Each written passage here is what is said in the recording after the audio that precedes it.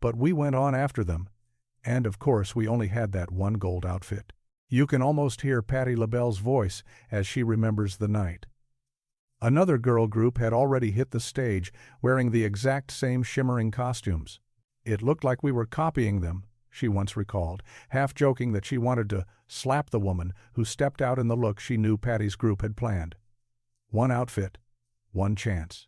And in a business built on image, that kind of move didn't feel like coincidence. It felt like a shot. That was the music world Patti survived.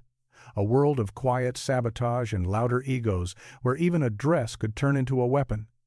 Yet, in the same breath, Patti could turn and offer pure reverence.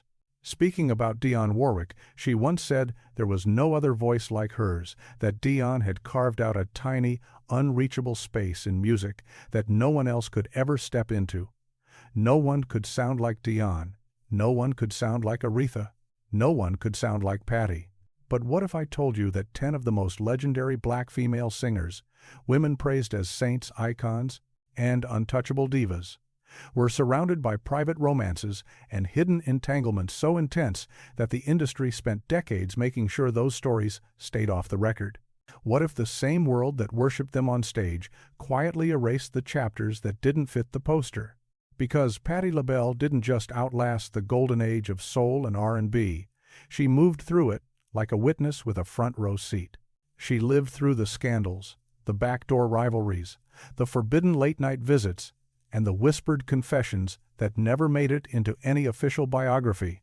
Behind every spotlight was a hotel door that shut softly at 3 a.m. Behind every flawless performance was someone in the wings that the public never saw. And behind every perfect smile at an award show was a story that could have cracked careers wide open if it ever slipped into the wrong hands. Some of these stories were documented police reports, court filings, tabloid covers that never went away. Others existed only as murmurs traded in dressing rooms, tour buses, and smoky after-parties.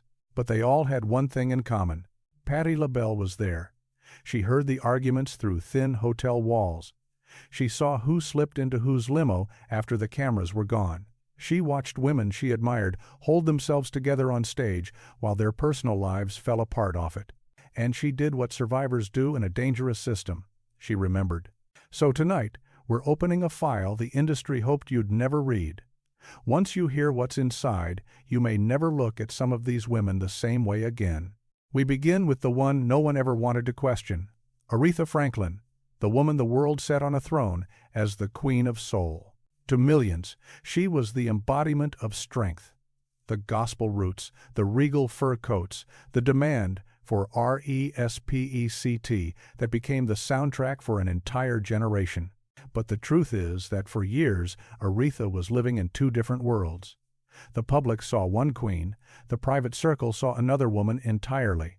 To understand how deep that split went, you have to go back to March 1967, the night after she recorded Respect. The song that would become an anthem for independence and power was born in a moment when Aretha herself was anything but free. That same period, she was married to Ted White, a man whose temper would later become a matter of public record. Reports from Detroit police at the time described an incident outside the 20 Grand Club, a famous nightlife spot in the city. According to those accounts, Ted allegedly became jealous after seeing Aretha talking with another male musician. Voices rose. Tension escalated. Witnesses recalled a shaken Aretha leaving the scene in tears, refusing to file a formal report.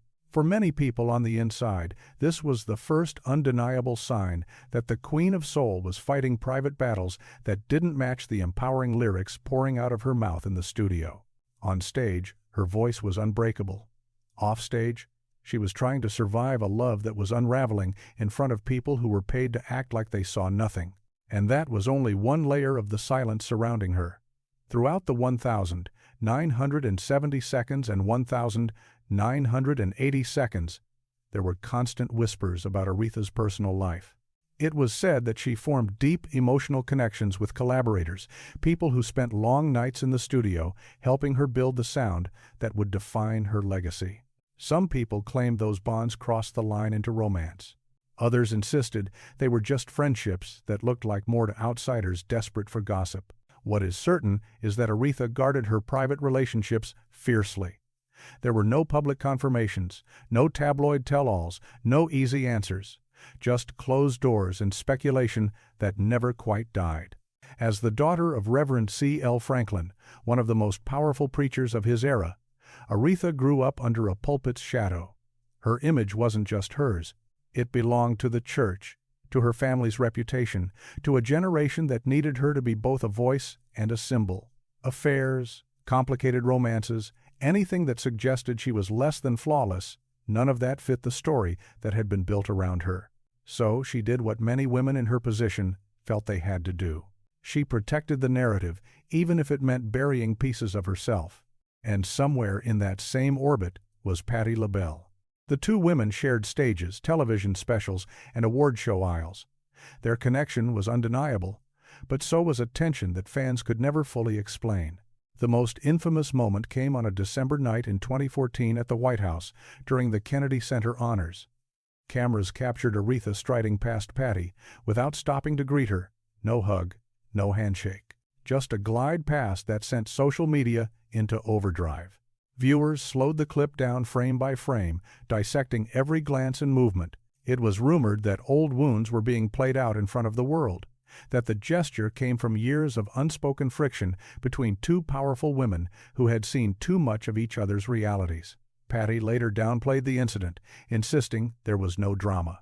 But longtime insiders believed something deeper was at work, something that would never be explained on record. When Aretha Franklin died in 2018, tributes poured in from every corner of the globe. Her music, her activism, her legacy, all celebrated. But it was Patti's response that made people pause.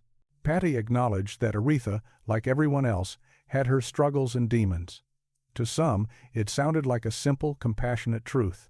To others, it felt like a quiet nod to the private battles and complicated loves that had shaped Aretha's life behind the curtain. Because that is the heart of this story. Behind the Queen of Soul was a woman who spent decades navigating a brutal industry, a controlling partner, public expectations, and the pressure of carrying an entire culture on her back. She loved, she hurt, she protected herself, and she hid the parts of her life she knew the world wasn't ready to handle. And somewhere in the hallway, or just off stage, Patti LaBelle was watching. That's why Aretha stands at the top of this list. Not as a scandal headline, but as a symbol of how far a woman can go to shield her private heart while the whole world is demanding a piece of her soul. If Aretha's world was built on secrecy, Diana Ross's story was built on something even more dangerous: power. And at Motown, power was never free. It always came with a cost, a compromise, or a quiet casualty. Diana Ross didn't just rise to become the face of the Supremes. She became the woman Motown founder, Berry Gordy, was said to have centered an entire label around. They weren't just artist and executive. According to countless insiders, they were the axis around which everything else in Hitsville, USA, spun sometimes calmly, sometimes violently. To understand how far-reaching that influence was, you have to rewind to 1965, when the private chemistry between Diana Ross and Berry Gordy reportedly crossed a line behind studio doors. Gordy was the label's president, the man holding the contracts, the budgets, the careers. Diana was the star he believed could conquer the world. Their connection wasn't written in ink, but those who worked inside Motown at the time later said you didn't need a memo to see it. You could feel the shift. Mary Wilson and Florence Ballard, co-founders of the Supremes, felt it first. Rehearsals changed. Meetings rearranged themselves around Diana's schedule. Photographer shoots started to tilt more and more toward one face, one dress, one voice. Gordy began to position Diana not just as the group's lead, but as the sole center of gravity. Sometimes it seemed as if the others were being edged out of the frame, one photo at a time. By late 1967, the tension snapped. Florence Ballard, already struggling with alcohol and personal demons, finally confronted the system she believed was pushing her aside. She challenged Berry Gordy about Diana's treatment, and the way the group she helped create was being reshaped without her. Within weeks, Flo was out removed from the Supremes, the very group she had named. Mary Wilson would later write that it felt like the day the Supremes truly died. On paper, the group continued. In the hearts of those who knew what had been sacrificed, something had already ended. For people inside Motown, there was little doubt what fueled the decision. Gordy was protecting Diana, the woman he believed in, the woman he was emotionally tied to at all costs. Then came the moment when the private story spilled into the public record. In January 1971, Diana Ross gave birth to Rhonda Ross. The later revelation that Berry Gordy was Rhonda's biological father exploded into headlines. What made it even more volatile was the timeline. Diana was publicly involved with, and soon to marry, music executive Robert Ellis Silberstein. Newspapers laid the dates out with brutal clarity. Fans felt blindsided. Many had believed in the fairy tale romance presented to them. Insiders, however, were not surprised. For them, this was simply the day the outside world finally caught up with what Motown corridors had been whispering for years. The boundary between business and personal life had never just been blurred, it had been crossed repeatedly. But that was only one layer of Diana's world. As the 1,970 seconds turned into the 1,980 seconds, another story began circulating, far away from official press releases. Rumors spread across Los Angeles nightlife about Diana being involved with a wealthy, married businessman, someone connected to film financing, high-end clubs, and exclusive events. According to people who worked around Beverly Hills parties at the time, Diana was occasionally seen slipping into private rooms with this man during charity galas and industry functions. It was said that they kept their distance in public, but behind closed doors the energy between them changed. No major outlet ever printed his name. No one ever produced hard proof. Some former staff whispered that Diana ended things because the risk was too high. Others claimed his wife discovered what was happening and threatened to go public. No version was ever officially confirmed, but the story never quite disappeared. It lived in the shadows, passed along in that low, knowing tone reserved for secrets everyone thinks they know but no one can prove. And somewhere in all of this, Patti LaBelle's presence appears again. Not as a direct participant, but as a quiet observer. Unlike some of the women who kept their opinions off the record, Patti was never known for holding her tongue when she felt something. Industry voices have long said Patti and Diana were never truly close. The word that followed Diana backstage was distant. A woman fiercely committed to her image, careful with her access, demanding excellence on her terms. When Patti once described Diana as a complicated woman, it was a small sentence, but it echoed loudly. Fans immediately started connecting the dots, wondering if Patti was hinting at more than just personality. Some believed she was alluding to Diana's private entanglements, the choices she had to make to stay on top in a world built and controlled by powerful men. Patti never explained the remark. She didn't have to. The suggestion alone sent people digging back through Motown history, looking for the stories that never made it into official documentaries. What emerges from all these overlapping accounts isn't a cartoon villain or a simple victim. It's something far more unsettling.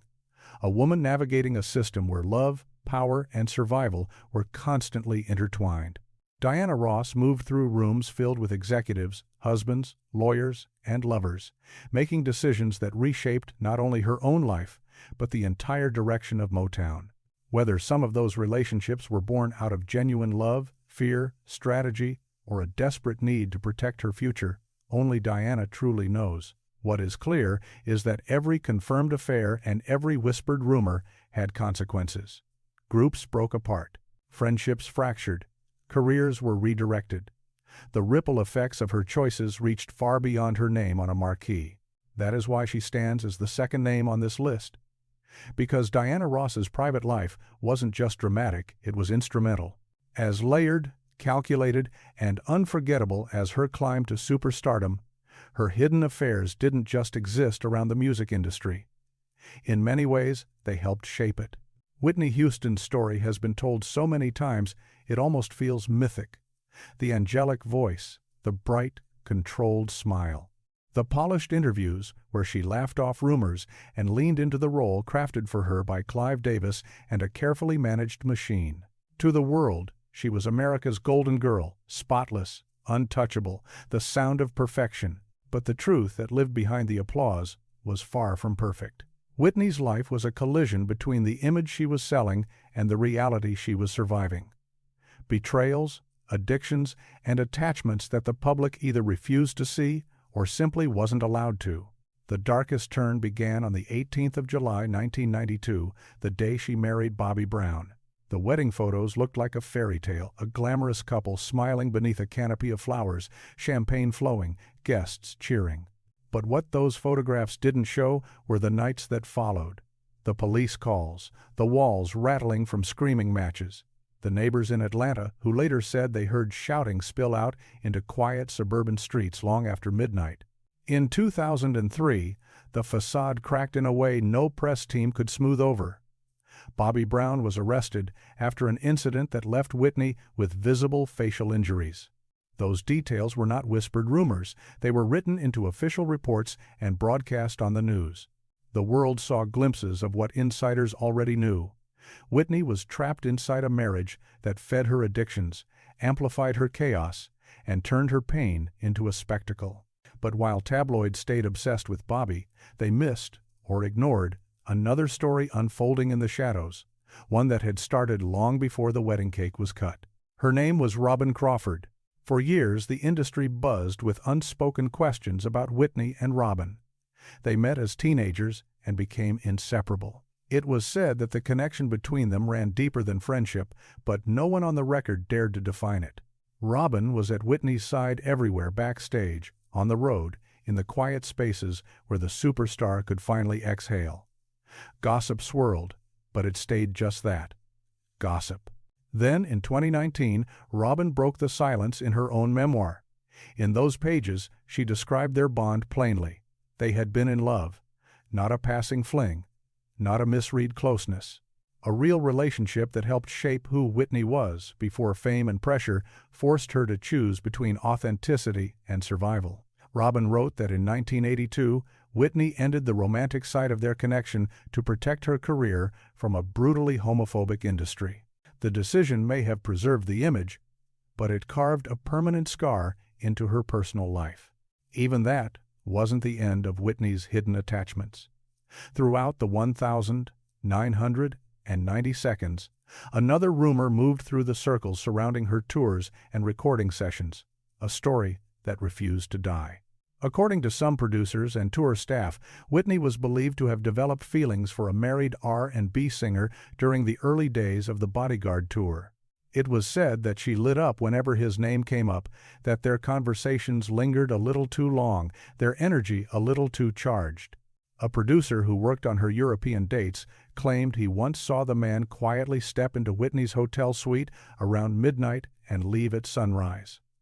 There were no photographs, no public confirmations, just a rumor passed from one insider to another, retold with the same steady, knowing tone that suggested people believed more than they were willing to admit. And while all of this swirled around her, Patti LaBelle was watching from a distance only another legend could understand. When Whitney died in 2012, tributes painted her as both angel and tragedy. But it was Patti's comment that truly cut through. She said Whitney had been surrounded by the wrong people, a simple sentence, but devastating in its implications. Coming from Patti, a woman known for speaking carefully and rarely wasting words, it sounded less like casual opinion and more like the verdict of someone who had seen the inner circle up close. Patti had shared stages with Whitney, passed her in dressing room hallways, watched her arrive with entourages that seemed more interested in access than protection. Fans believed Patti knew more than she would ever say aloud about the hidden loves, the emotional cracks, and the loneliness that made Whitney hold on to Bobby even when the relationship was destroying her. Whitney Houston's life was not a neat morality tale. It was a maze of public perfection and private heartbreak. Her forbidden loves supported her and broke her. They gave her comfort and left her exposed. They were the secrets beneath the gown, the unspoken stories behind every soaring note. And every secret she kept added another layer to the tragedy her marriage could never fully hide. Chaka Khan didn't just walk through the fire, she seemed to live inside it. From the moment she exploded onto the scene with Rufus in the early 1,970 seconds, she became the embodiment of intensity, a force of nature wrapped in sequins and smoke, with a voice that sounded like it had been dragged through every joy and every nightmare at once. Her presence was magnetic. Her reputation was dangerous. And her love life, much like her music, refused to stay within any safe limits. Chaka has never tried to paint herself as innocent. She openly admitted that during the height of her fame, she spiraled into drugs and excess. Cocaine, alcohol, sleeping pills. Years later, she would look back at the 1,980 seconds and say she was flying without wings, a chilling way to describe a life lived right at the edge of a cliff. Her relationships during that era mirrored the chaos swirling around her. In 1978, she married Richard Holland. From the outside, it looked like another rock and roll union, two lives colliding in the middle of the storm. But studio insiders described something far more volatile. Engineers said it was not unusual to hear heated arguments erupting behind closed doors just minutes before Chaka stepped up to the microphone. She could be shouting one moment and delivering a flawless, soul-shattering vocal the next. It was as if the same fire that burned through her relationships powered her art. Her documented marriages told only part of the story. The rumors filled in the rest. According to multiple former Rufus members, Chaka was believed to have become entangled in a tense love triangle with one of the band's guitarists during their late 70 Seconds touring years. The guitarist, they said, was already in a committed relationship. But night after night on the road, the chemistry between him and Chaka seemed to grow harder to hide. It was whispered that the situation finally boiled over backstage. One account claimed the guitarist's partner confronted a female member of the tour crew, convinced she was part of whatever was happening behind the scenes. The confrontation reportedly escalated into a physical altercation, shouting, pushing, chaos in the narrow hallway behind the stage. No police were called. No official statement was made. But everyone who said they were there remembered the tension that hung in the air afterward, thick and unspoken. Love wasn't the only thing that turned into a battlefield around Chaka. Her rivalries, especially with other musicians, became part of her legend. Her long-running conflict with Rufus bandmate Andre Fisher has been well documented, but insiders also spoke quietly about other clashes, particularly with women whose success or style crossed too close to Chaka's lane. One story that still circulates among musicians focuses on a rehearsal in 1985. It was said that Chaka suddenly walked out, furious, after accusing another female vocalist of stealing her sound. People in the room claimed the argument started with a simple musical suggestion and spiraled into something much more personal. Chaka allegedly left the session, the door slamming hard enough to rattle the equipment. No cameras, no official record, just the memory of a woman who refused to share space with anyone she thought was infringing on what she had bled to create. And then there was Patti LaBelle. Unlike some artists who kept their opinions soft and diplomatic, Patti had a reputation for telling the truth as she saw it, even when that truth came wrapped in affection. When asked about Chaka in an interview fans still reference, Patti chose her words carefully. She said Chaka loved hard. On the surface, it sounded simple, almost tender. But everyone who knew Chaka's history understood the code. Loved hard meant love that came like a storm, love that broke down doors, broke up sessions, and broke hearts, love that blurred the line between passion and self-destruction. Patti's comment was not an insult. It was a diagnosis from someone who had watched the same pattern replay itself over and over in green rooms, hotel hallways, and backstage corridors. Patti had seen the kind of intensity that followed Chaka around the men drawn to her, the arguments that erupted over her, the way she threw herself into relationships with the same fearless energy she used to attack a song. Behind the glamour and the legendary high notes, Chaka Khan was a woman whose love life mirrored the music she made. Bold, raw, and completely unwilling to behave. Her affairs and entanglements shaped her art, fueled her rivalries, and made her one of the most compelling and unpredictable figures in soul history. She didn't tiptoe around desire. She ran straight into it, even when it burned her. And somewhere nearby, watching another brilliant woman pay the price for loving too hard in an unforgiving industry, Patti LaBelle took note, adding another name, another story, to the mental archive she never forgot. Mary J. Blige has always been brutally honest in her music, almost to the point of bleeding on the track. Every album felt like a confession, every hook a wound she refused to hide. But as revealing as her songs were, the truth of her personal life in the 1990 seconds and early 2000s was even darker than what she dared to put on a record. During the era when Mary became the defining voice of hip-hop soul, she was also moving through one of the most destructive chapters of her life. Addiction, unresolved trauma, and a series of complicated relationships wrapped around her like chains. On the outside, she was building a legacy. On the inside, she was barely holding herself together. The public caught glimpses of the chaos but never saw the full picture. There were interviews where Mary showed up looking exhausted, hiding behind oversized sunglasses, speaking slowly, her voice trembling at the edges as if she were fighting back emotions the cameras weren't supposed to catch. There were tours abruptly cut short, fans left with vague explanations about exhaustion and health issues. Magazine covers showed a woman who looked like she hadn't slept in days, her eyes carrying stories the headlines never told. Everything came crashing into the open in 2016 when Mary filed for divorce from her husband and manager, Kendu Isaacs. The court documents that followed contained the most devastating detail. Kendu had allegedly been unfaithful and was accused of using Mary's own money to support another woman's lifestyle. This was not a rumor drifting around a studio. It was written into legal filings, publicly documented and dissected. For a woman who had already survived more heartbreak than most people could imagine, it was another knife to the chest. But the divorce was only the newest chapter in a much longer story. During Mary's lowest years, particularly between 1999 and 2003, when fame and addiction were colliding in the most violent way, whispers moved through the industry about a brief, unspoken romance.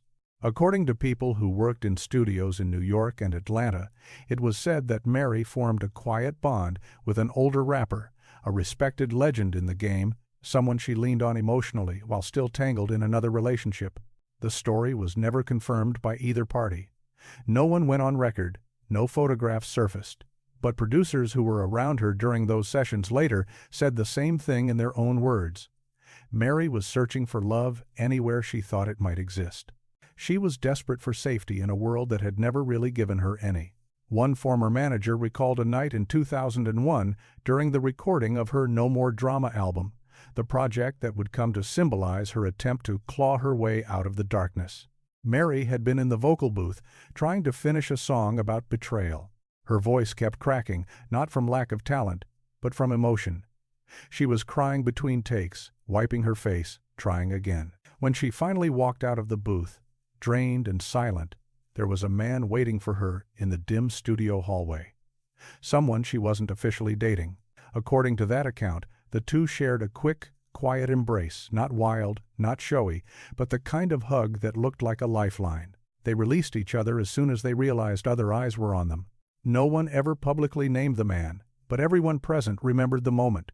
It felt less like a scandal and more like watching a woman cling to the only comfort she could find. Through all of this, Patti LaBelle remained one of the rare women in the industry who could talk to Mary without judgment or agenda.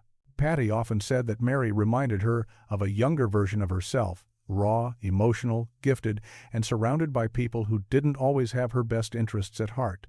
Patti knew what it meant to love the wrong people while trying to survive the spotlight. When Mary's divorce became public and the details started spilling through the media, Patti reportedly told friends, "Mary deserves peace. She's survived too much already." It wasn't a flashy quote for cameras. It sounded more like a quiet prayer from someone who recognized every stage of the pain. The truth is this: Mary J. Blige's affairs were never glamorous tabloid entertainment. They were survival mechanisms in a world that kept breaking her. During her darkest years, she loved recklessly, trusted blindly, and paid for it in shattered trust and deep scars. But out of that suffering came the music that not only kept her alive, but also saved an entire generation of listeners who heard their own pain in her voice.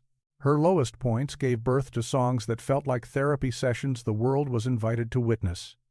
And while the affairs and private entanglements nearly destroyed her, they also fueled the honesty that made Mary J. Blige not just a star, but a lifeline. Gladys Knight built a public image on elegance and composure. Her voice carried restraint, discipline, and a kind of emotional control that felt almost regal. But the woman behind the spotlighted stages was far more complicated, marked by heartbreak, financial turmoil, addiction battles, and relationships that left wounds the audience never saw. If there was ever a period when those private storms intensified, it was her Vegas era. By the early 1980s, Gladys was performing regularly in Las Vegas, a city that looked like glitter on the outside and temptation on the inside. Neon lights, ringing slot machines, tuxedoed high rollers, and quiet penthouse suites where secrets could be tucked away behind thick curtains. Local newspapers praise her shows from that time, describing her as flawless, magnetic, and commanding. But they also began to hint at the darker truth. Gladys was struggling off stage. In later interviews, Gladys would admit that she had battled a serious gambling addiction. At one point, she said she lost more than $600,000 in a single year. That number wasn't just shocking, it was a glimpse into how deep her problems ran, while she was still expected to walk out every night and perform like nothing was wrong. The woman who sang about love and endurance was sitting at tables until sunrise, chasing losses and burying stress in the clatter of chips and cards. Vegas did not just feed her vices. According to multiple entertainment reporters who covered the Strip in the mid-1980s, it was also the setting for one of the most quietly discussed romances of her life. It was rumored that during this period, Gladys grew close to a well-known married actor who was also working in the city. Their alleged connection became casino gossip. Staff at certain hotels claimed they saw the two sharing late dinners in private lounges, far away from the main crowds. It was said they often stayed behind after rehearsals, talking in empty theaters long after everyone else had gone home. The way they stood together, the way they leaned in, suggested something deeper than casual friendship. None of this was ever confirmed on the record. No major outlet printed his name. No tell-all interview ever appeared.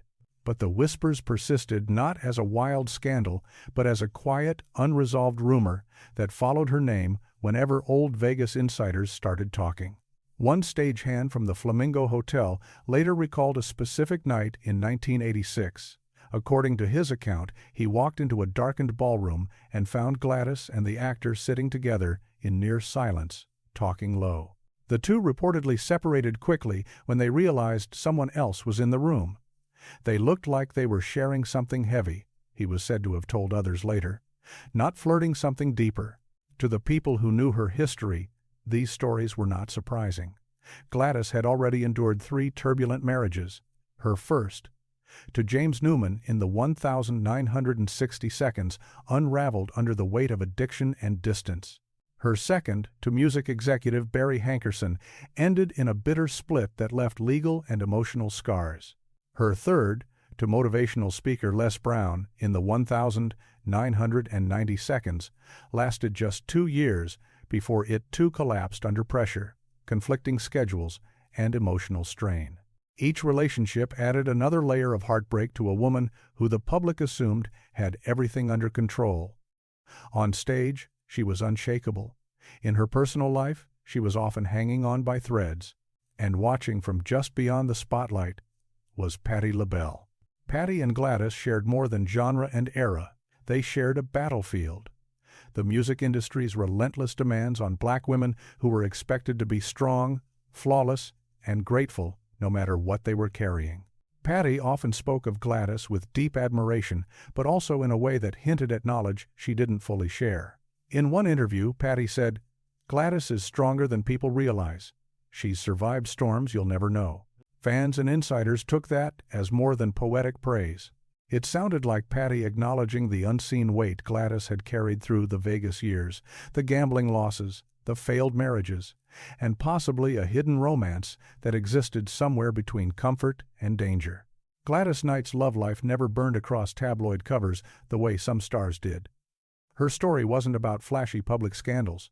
It was about quiet tragedy, a woman searching for solace while balancing fame, addiction, financial pressure, and loneliness in a city built on illusions.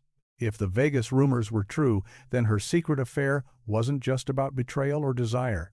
It was about two people who found each other in the middle of their own private crises and tried to hold on to something real in a place designed to make everything feel like a mirage.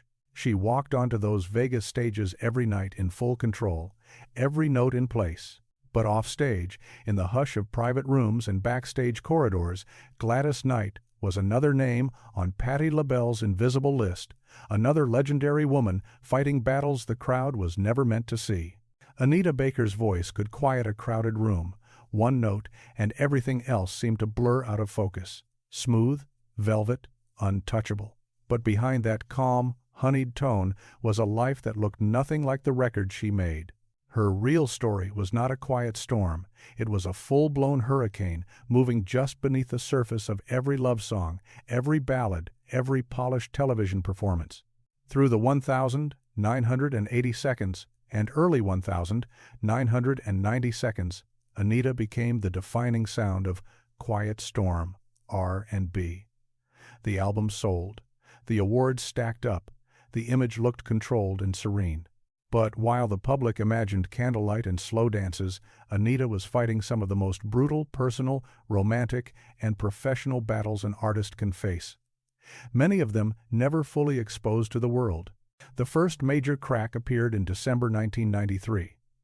That month, Anita filed for divorce from her husband, Walter Bridgeforth Jr. To fans, the split might have seemed sudden, just another celebrity marriage ending. But insiders painted a different picture.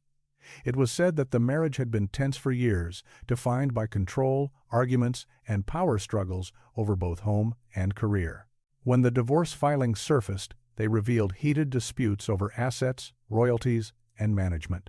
What looked like a breakup was really an internal war, fought in courtrooms and conference rooms instead of living rooms. It was the kind of conflict that drains an artist from the inside out, even when she still appears flawless under the stage lights. By the mid-1,990 seconds, Anita's exhaustion was beginning to show. At some award shows, observers noticed a shift. The always composed diva now carried a tight, tired smile, as if she were holding herself together by sheer will. Then, in 1996, the storm moved from her home into her business in the most public way yet. Anita found herself locked in a brutal legal battle with Elektra Records. The label accused her of refusing to deliver an album on schedule. Anita fired back, accusing the company of financial manipulation and unfair treatment. In a rare and risky move for an artist of her stature, she stepped into the spotlight and spoke out, telling the press, "I'm being controlled, and I won't allow it anymore." On the surface, she was talking about a record label, but for those who knew her situation, the statement had a double edge. Insiders whispered that Anita wasn't just rebelling against a corporate machine, she was pushing back against someone much closer. That rumor followed her for decades, that Anita had fallen deeply in love with a man tied directly to her management team. Not a casual fling, not a rumor built on a passing glance. Something real, complicated, and forbidden. According to one longtime producer, the man was married and had worked with Anita going back to her Chapter 8 days. Studio staff claimed the chemistry between them during late-night sessions from 1988 to 1990 was impossible to ignore. The way they spoke in corners, the long looks through glass booth windows, the tension that could be felt even when no one said a word. One engineer recalled a night in March 1989 that he never forgot. Anita was in the booth, working through a vocal line she had sung 1,000 times before. Suddenly, she cut the take short, pulled off her headphones, and walked out without warning. According to his account, she went straight to the man from her team and confronted him in a heated, whisper-shouted argument just outside the control room. She looked devastated, he later said, like she had just learned something she was never meant to hear. After that, rumors spread that the relationship ended abruptly, not with a conversation, but with a rupture. Some believed that what happened between them didn't just break Anita's heart. It shattered the trust at the center of her professional world and poisoned everything that came after. There were quiet suggestions that this personal fallout helped fuel the legal chaos with her label and management, turning her career into a battleground where love, money, and control all collided. And somewhere just beyond the blast radius was Patti LaBelle. Patti never went on record with details. That was not her way. But in one interview, she slipped out a line that fans never forgot. "Anita is a beautiful soul, but she trusted the wrong people." To outsiders, it sounded like a simple protective compliment. To those who knew the whispers, it felt like something else. A coded acknowledgement that Anita's deepest wounds came from those who were supposed to protect her. Patti and Anita crossed the same stages, the same award shows, the same late-night radio promotions and industry gatherings. Patti heard what people were afraid to say out loud. She saw the fatigue, the guarded smiles, the way Anita began to retreat from the noise. By the early 2000s, Anita Baker stepped back from the spotlight almost entirely. Officially, she cited exhaustion, legal pressure, and the need for personal healing. But people close to her said she was doing more than just resting. She was escaping from a broken marriage, from a management structure she no longer trusted, and from a love that had become too painful, too costly to stay near. Her voice somehow remained untouched, soft yet fierce, comforting yet sharp enough to cut through any lie. But the storms behind that voice were powerful enough to nearly silence her for good.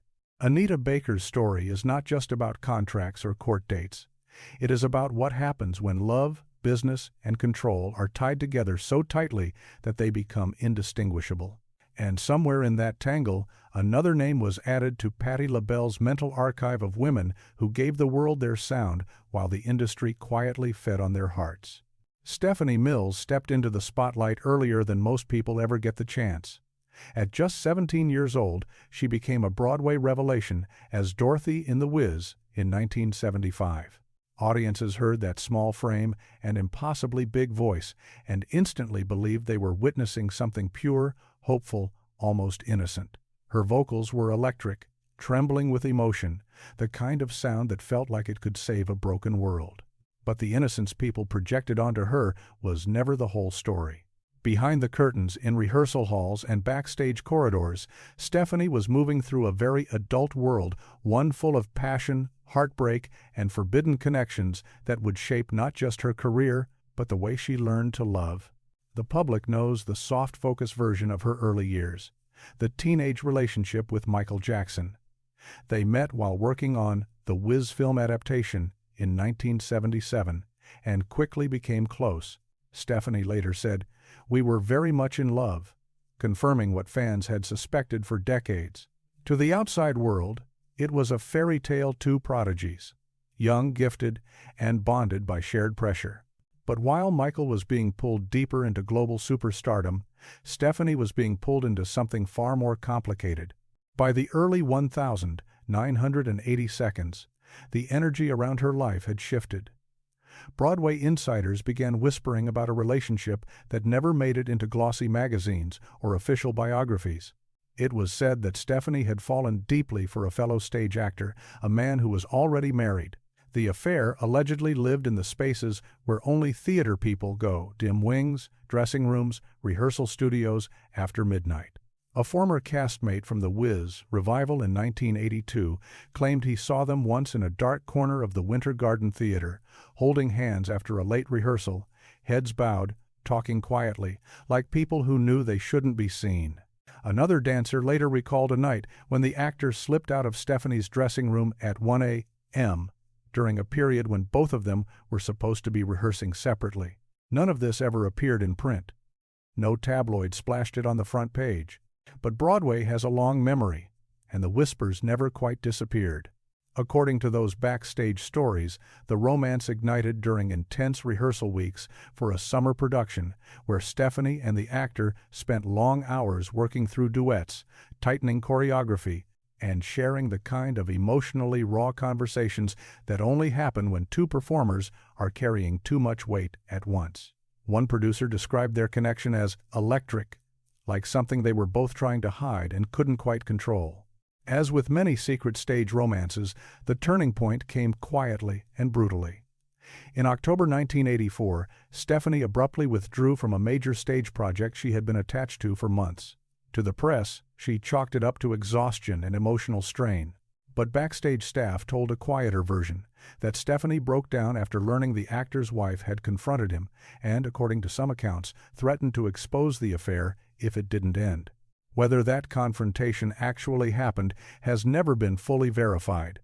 There are no official records, no public statements, just the timing, the sudden withdrawal, and the way everyone involved seems to remember the same emotional collapse. What is documented is what followed. Stephanie's love life became a series of short, intense, and ultimately fractured marriages. She married Jeffrey Daniel of Shalimar in 1980. The marriage ended. In 1989, she wed Dino Meminger. That marriage dissolved as well. In 1993, she married Michael Saunders. It, too, ended after only a few years. Friends later said Stephanie carried unresolved pain from those early Broadway years into every relationship that came after, scars from loving men who were already spoken for, and from learning the hard way that some loves are never meant to be acknowledged in daylight. This is where Patti LaBelle's shadow quietly re-enters the story. Fans still talk about an interview Patti gave in the late 1990 seconds, where she said, "Stephanie has a good heart, she just fell for the wrong man back then." Patti didn't offer a name. She didn't need to. People who had worked in Broadway and R&B circles in the 1980 seconds already knew which rumor that sentence was brushing against. Patti and Stephanie crossed paths as two powerful voices in an industry that thrived on secrets. Patti understood what it meant to have your most vulnerable moments happen in wings and green rooms, while the world only saw the standing ovations. When she spoke about Stephanie, it sounded less like gossip and more like a quiet acknowledgement of what it costs to love the wrong person in a world where every move can be weaponized. Stephanie Mills' career soared because of what she could do with her voice. But her love life unfolded in the shadows, behind velvet curtains and orchestra pits, in stolen glances with married co-stars, whispered conversations at stage doors, and breakdowns the audience never witnessed. On stage, she was Dorothy, reaching for home. Off stage, she was another woman in Patti LaBelle's unwritten ledger, someone who learned that, in the theater world, the brightest spotlights can cast the darkest shadows. What happens when the most glamorous woman in the country loses everything because of a decision she made before anyone knew her name? Vanessa Williams' rise and fall in the 1980 seconds remains one of the most dramatic stories in American entertainment. A collision of beauty, betrayal, race, and survival that permanently changed how black women were seen in pageants and pop culture.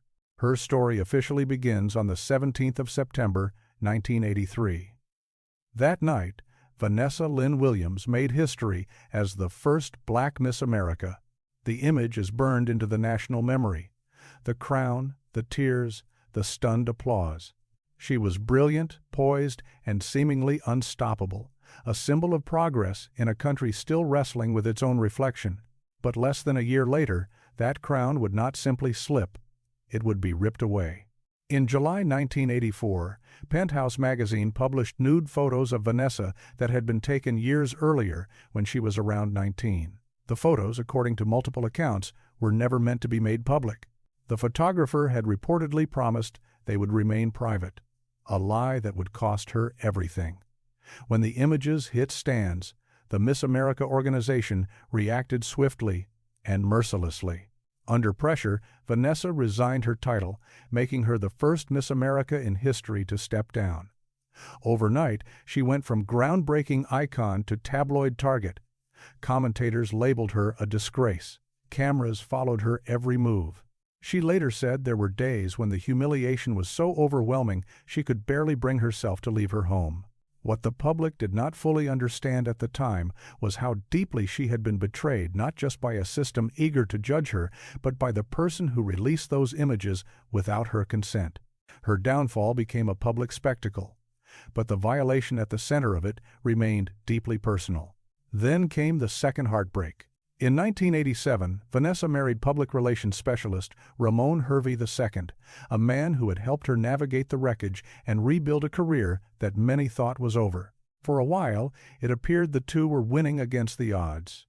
They had 3 children, worked together, and seemed to be proving that life after scandal was not only possible, but powerful.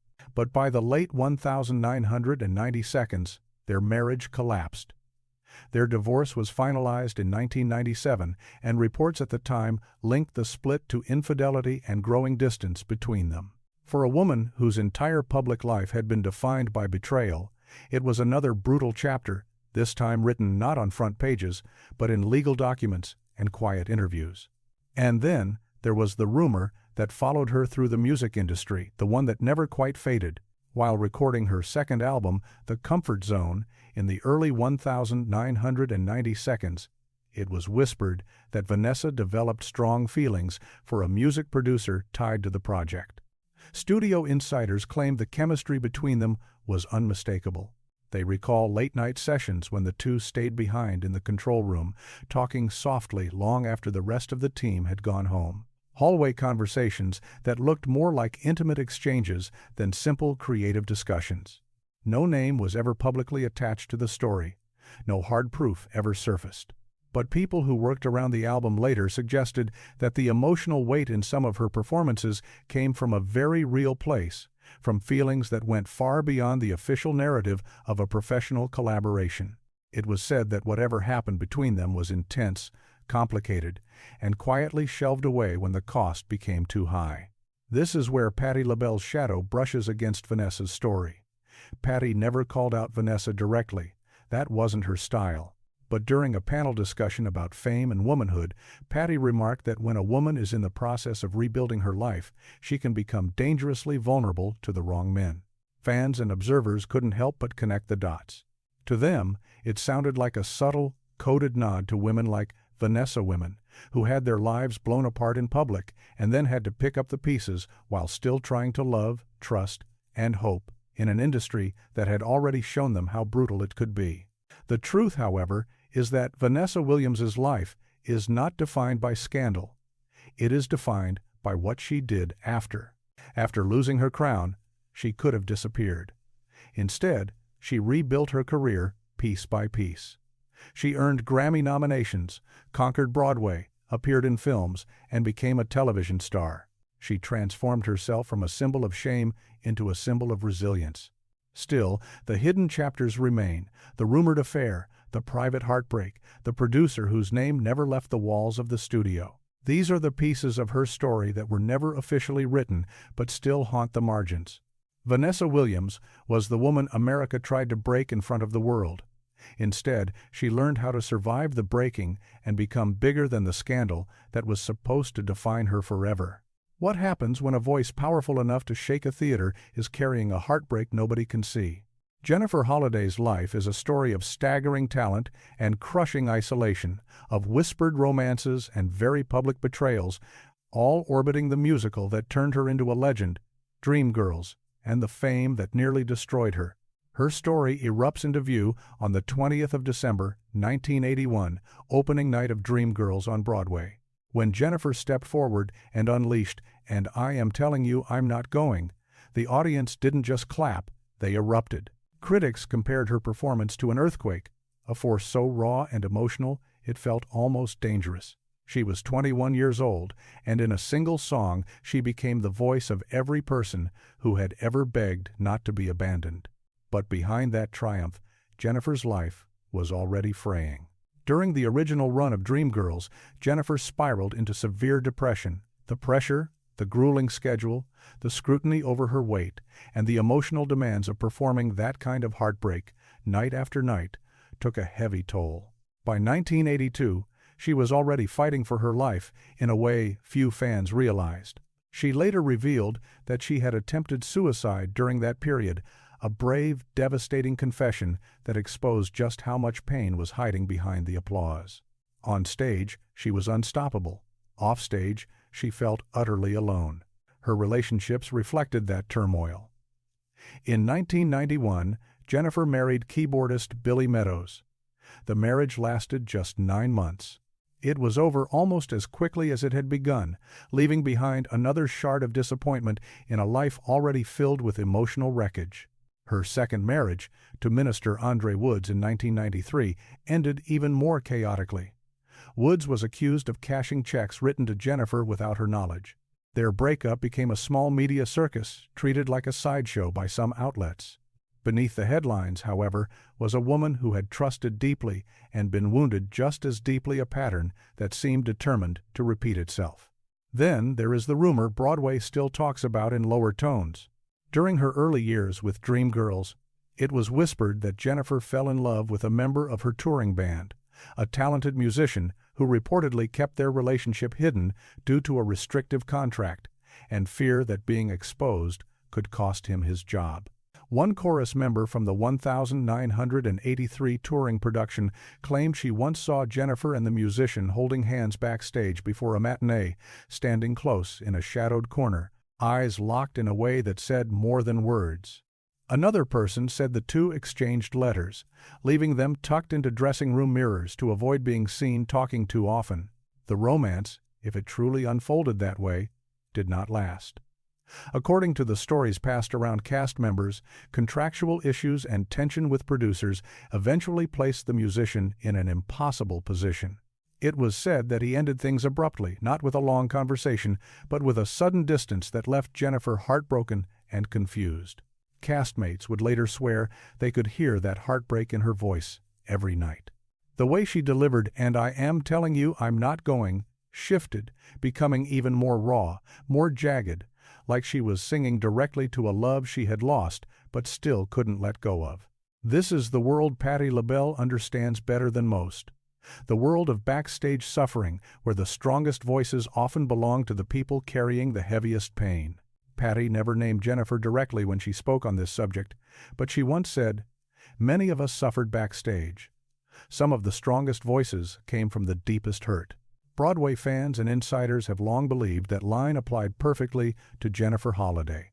Jennifer's life is not just about drama or gossip. It is about survival in an industry that will gladly take everything you have and offer very little protection in return. She battled depression. She lived through 2 marriages that ended in public and private heartbreak. She fought to hold on to a love that contracts and fear forced into silence. Through it all, her voice trembling, thunderous, impossibly honest, told the story she was never fully allowed to say outright. In the end, these 10 stories pull back the same curtain. They reveal a truth the public was never meant to hear. Behind every legendary voice is a life crowded with secrets, betrayals, forbidden loves, and silent battles that shape the very music we still worship. Patti LaBelle did not speak on these women to shame them. She illuminated the system that demanded their perfection while exploiting their vulnerability, the machine that forced them to hide, to endure, and to survive in the shadows. And now the question is no longer hers, it's yours. Which of these hidden affairs do you believe altered music history the most? Which story do you think is still being covered up, still protected by lawyers, silence, and time? If you want more untold stories, deeper investigations, and the truths the industry still refuses to say out loud, you already know what to do. Stay close, because the next chapter, waiting